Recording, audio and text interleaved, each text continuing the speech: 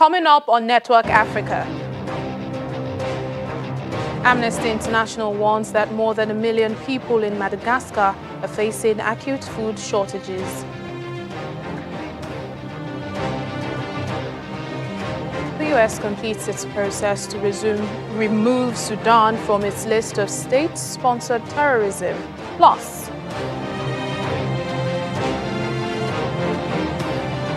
Spain sends back 6,500 migrants to Morocco.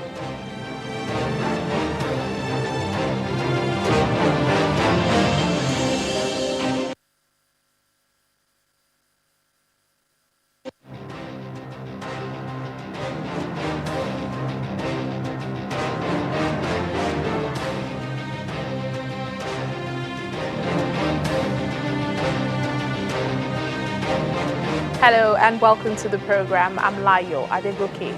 There are warnings that more than 1 million people in southern Madagascar are facing acute food shortages due to the island's worst drought in 40 years. Rights group Amnesty International said people were resorting to eating carcasses to survive. They're also selling their belongings and sending children out to work in order to raise money to buy food. Recently, the World Food Programme had warned that southern Madagascar is on the brink of famine. The United Nations says entire villages are being emptied as people move elsewhere to seek help. Madagascar's borders have been shut since the start of the coronavirus pandemic, making it difficult for aid agencies to deliver supplies to the people. The U.S. has completed the process to remove Sudan from its list of state-sponsored terrorism. The decision officially entered into force on Wednesday. On the 14th of December 2020, U.S. formally removed Sudan from the list, ending 27 years of U.S. sanctions and severe damage inflicted on the country's economy.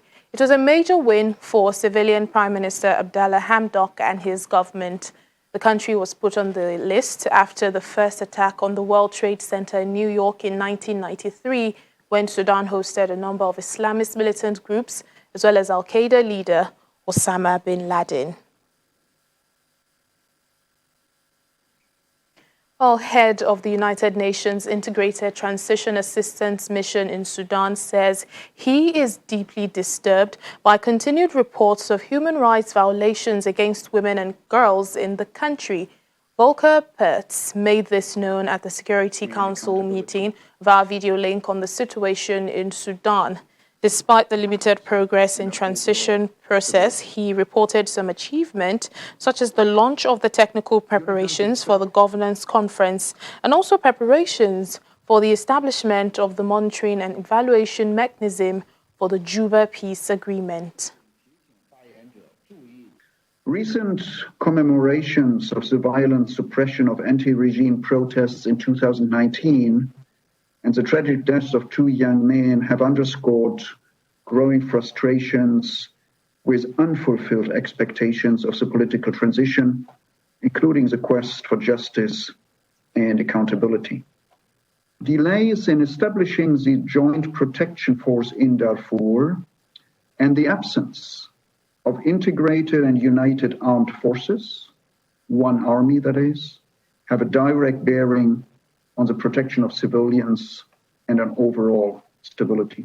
UNITAMS itself has deployed 3 multifunctional teams of police advisors to Darfur to support the Sudanese police in community policing, investigations, addressing gender-based violence, and protection of civilians. And our efforts towards the protection of civilians will definitely continue to grow as we increase our own capacity. I was deeply disturbed by continued reports of human rights violations against women and girls, including social media campaigns instigating violence. Women's rights activists point to the fact that such crimes were unacceptable during the revolution and should be unacceptable today. I cannot agree more. Well, following the signing of a comprehensive action plan to end use of child soldiers and protect children against the 6 grave violations of their rights by all parties to conflict in South Sudan last year, the United Nations has joined forces with national partners to hold a series of related workshops in Juba. The objective is to educate and train participants from the military justice sector on the rights of children and the need to protect them when armed conflict arises. This is the first time that all parties to ongoing conflict in the world's youngest nation have come together in agreement that children need special protection during times when violence breaks out. On training military justice personnel, it's part of ongoing activities by the country task force, that is UNMISS and UNICEF, to build the capacity or support the government of South Sudan towards full implementation of the comprehensive action plan on ending all 6 grave violations, which was signed last year, February 2020. Now, there are about 3 previous action plans that were signed, but for various reasons, they were not implemented. Now, the latest one was in last year in February, 2020. And in that action plan is unique in its own way, that it comprises of all the parties, the conflict, that's SSPDF, SPLIO, and so on. It's the first in the history of child protection. You have all the parties of the conflict coming to agree on one action plan. Now, they have committed themselves. We are training them now so that they go back to the unit and advise the division commanders on the right way to take so that we avoid such things occurring. From top down, we are giving them knowledge so that they know their role. We are giving them their role. And according to their role, this is why we are checking from time to time. We are checking them according to the role that we are given to them, what they are supposed to do. Who does all the scheming? Central African refugees are living in makeshift shelters and struggling to care for their families in hard-to-reach areas close to the border in the Democratic Republic of Congo. Close to 120,000 Central Africans have fled their country into neighboring Cameroon, Chad, the Republic of Congo, with the majority finding safety in the DRC since election-linked violence erupted in December. Some 164,000 are displaced inside the Central African Republic. In DRC, conditions are dire with many refugees still sleeping in makeshift shelters. They have little or no access to drinking water, sanitation and food. Some have been welcomed in host families, and reports indicate that up to 3 refugee families are living in a single small home. UNHCR, the UN Refugee Agency, is implementing the biometric registration of the refugees to establish the number of new arrivals and to identify people with specific needs or vulnerabilities. Over 65,000 refugees living in very remote and hard-to-reach areas have been registered so far. The refugees, the asylum seekers, live in very bad conditions. It's really difficult to explain how they manage to survive because we found people living outside. There are health conditions. We have found malnourished children. Following registration, UNHCR has been able to relocate hundreds of refugees away from border areas to safer sites further inland, donated by the government, where they can receive further humanitarian assistance and protection.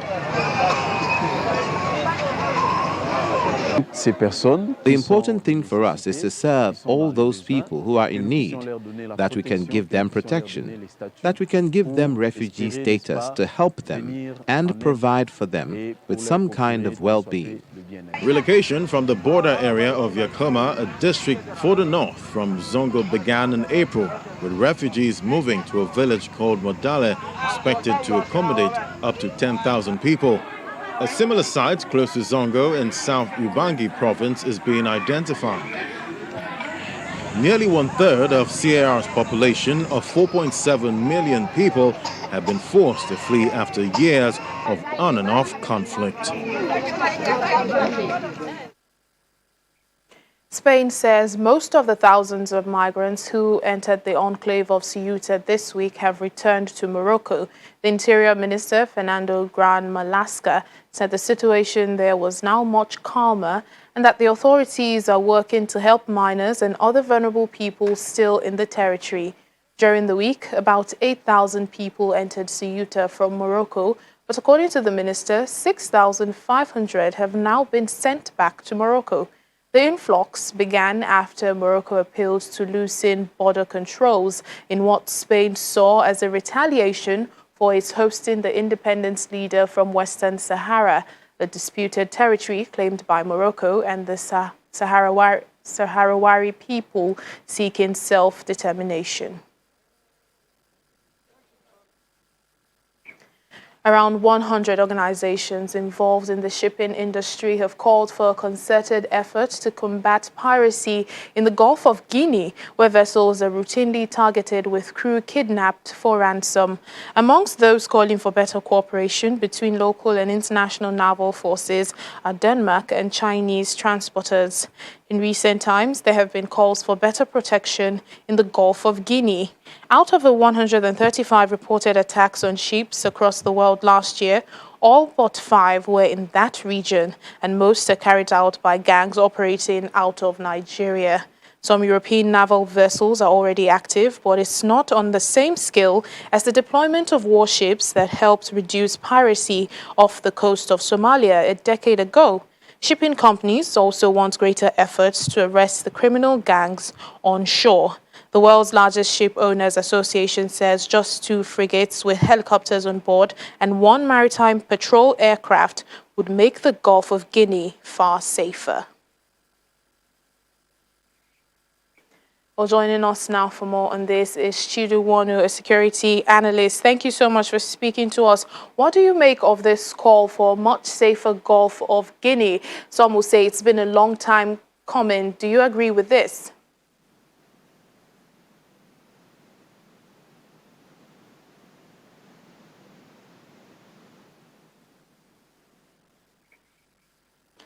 Mr. Chidi, I was asking what you make of the call for a much safer Gulf of Guinea. Some analysts will say it's been a long time coming. Would you agree with this?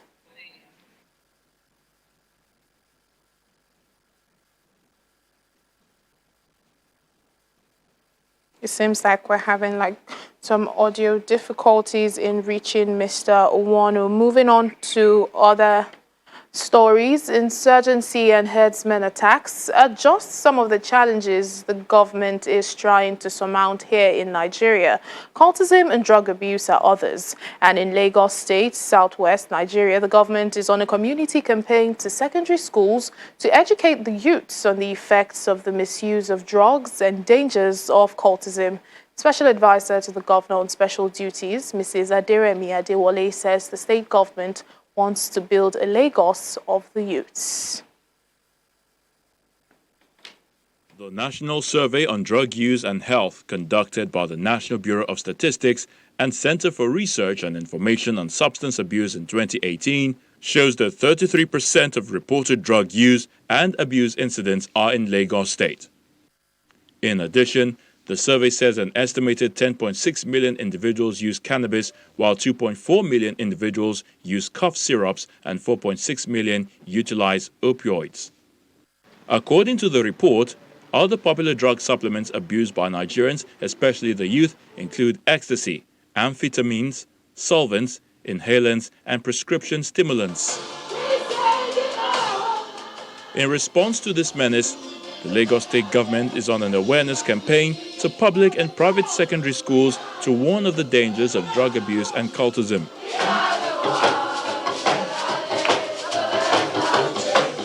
If you indulge in drug and you abuse drug, you have a bad reputation and you lose good friends in your life. It's to attract bad people and gang members to your life. The people that abuse drugs are usually gang members and bad people.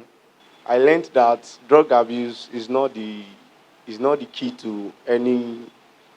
It cannot help any youth in our country, and is number one thing that destroys. Cultism will never increase a society and a country, but it will rather decrease and to rather cause destruction and doom to the society. Cultism and drug abuse, they lead to destruction and not success. Studies also show that drug abuse is prevalent among young people within the age bracket of 25 to 39. We want them to start thinking about the next 3 decades and see if by doing drugs, by being in a gang, that is going to hinder their plan and their vision for year 2050. Though some background work is going on to legalize the use of cannabis for medical purposes, the Lagos state government believes the call to the youth to keep away from drug abuse is more important now than ever and should never stop.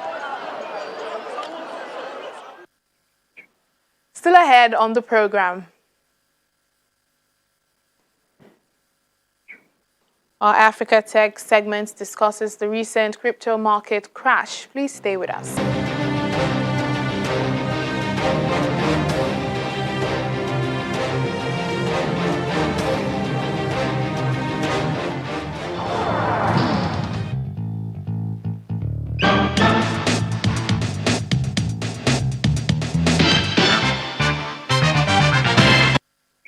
Welcome to our Africa Tech segment. On Wednesday this week, the cryptocurrency market saw a big correction with prices of major currencies, including Bitcoin, Ethereum, and others, crashing within 24 hours. The crash came at a time when there are a lot of first-time investors, and experts are divided over which way the market would go moving forward.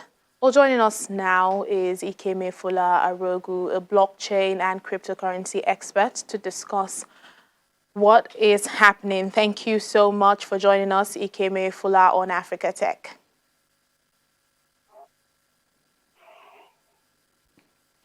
Well, since Wednesday, would you agree that it's been quite the heartache for many investors this week as a result of the crash?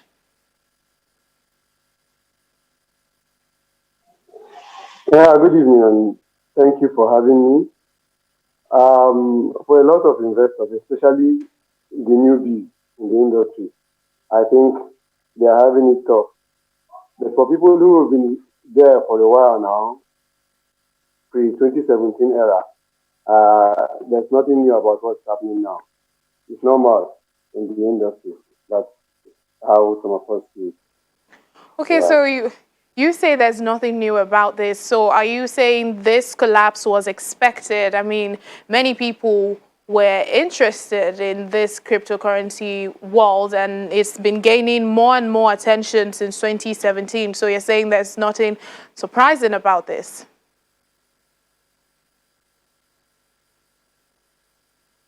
Yes, for the experienced investors and traders, there's nothing surprising about it. Because if you study the charts and see the trends of the market, you notice that the market was in a very, very oversold situation. So it was just waiting for a trigger, for a catalyst to push it the way it went. If you notice, even before the Elon Musk comment, market was already trending in a sideways direction. So any experienced trader would know that, okay, there was going to be consolidation or a pullback. It's normal with the market. Yeah. So the cause of this sell-off, was hard to pinpoint, but you mentioned, the Elon Musk comment. Do you think it could be related to this, about the tweets he's saying Tesla not accepting Bitcoin as payment, or even China's ban on crypto banking? Yes, like I said, those are just triggers or catalysts that move to the market. The market was well positioned for a breather, either a pullback or a consolidation. So those things came at a point where the breakout happened. And it looked like it was planned, but I don't think it was coincidence. Elon Musk, China, even the US, taking the amount of cryptocurrency transactions that must be reported to the Department of Treasury. So these are things that contributed to the fall that we noticed. And now everybody's talking about this combination of events that pushed crypto down. When crypto was going up, there was also an accumulation of events, from Grayscale announcing the opening of a Bitcoin portfolio, and the same Elon Musk talking about Tesla accepting BTC and also purchasing a lot of BTC into their portfolio.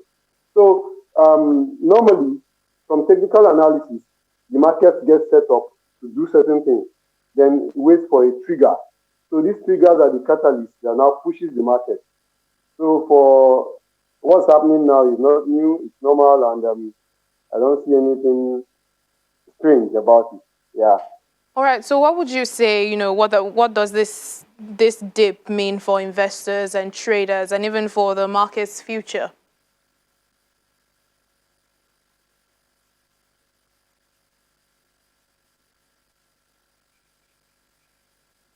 Mr. Ikeme, for investors, yeah, all right. Okay. For investors, it shows how the stage that the market is at right now. It's a maturing market. For now, blockchain and cryptocurrency is still a novel industry. So little things can move the market significantly. But if you compare what's happening now to what has happened before, the market now has more institutional traders participating in it, unlike before where it was dominated by speculators and early adopters. So from fundamental analysis, we are in a bullish season.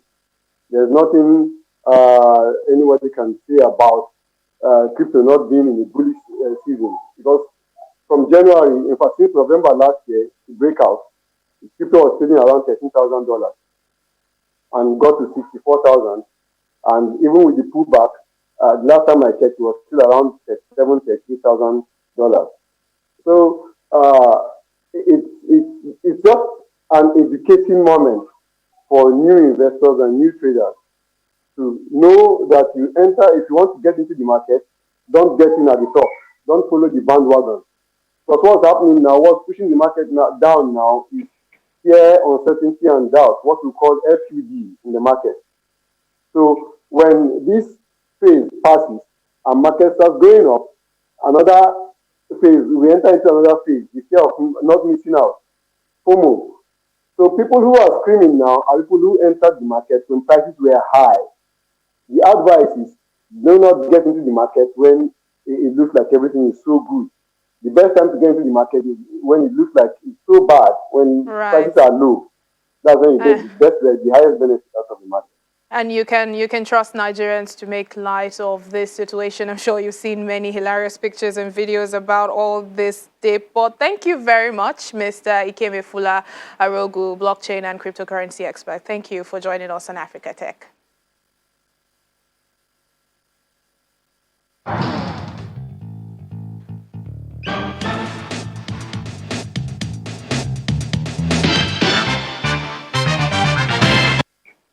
In Sudan, solar energy companies have seen an increase in demand over the past years as more Sudanese are resorting to clean energy amid frequent power cuts and gas shortages. Lack of foreign reserves has meant frequent trouble securing a stable supply of petrol, diesel, fuel oil, and cooking gas, which have resulted in frequent lines at gas stations, power cuts, and also protests. Sudanese farmer Mohammed Magoub used to spend more than $12 per day on gasoline to keep his farm in Nile River State operating, braving long queues at gas stations to fuel his irrigation pumps. But a solar energy unit he built a year ago to power his farm has helped him save money, energy, and time. Magoub's farm is one of many small businesses and households turning to sustainable energy solutions to face Sudan's energy shortages. There is a huge difference between solar energy and gasoline. Just look at your daily expenses. No matter how small your irrigation pump is, even the Chinese one, even if it's close to the Nile, if the pump consumes 2, 3, or 4 gallons of gasoline, you'll find that you spend an average of £5,000 per day on gasoline. Compared to solar energy, now I spend nothing. The only difference is that you have to pay for the cost of building the solar panels once, with a guarantee to use for years on end. Rushdie Ahmed, Business Development Manager at Southwest Investment, one of 6 major companies investing in solar energy in Sudan, says the North African country is an important emerging market for solar energy. And that's it on the program today and for the week. Thank you so much for watching. I'm Layo Adegoke.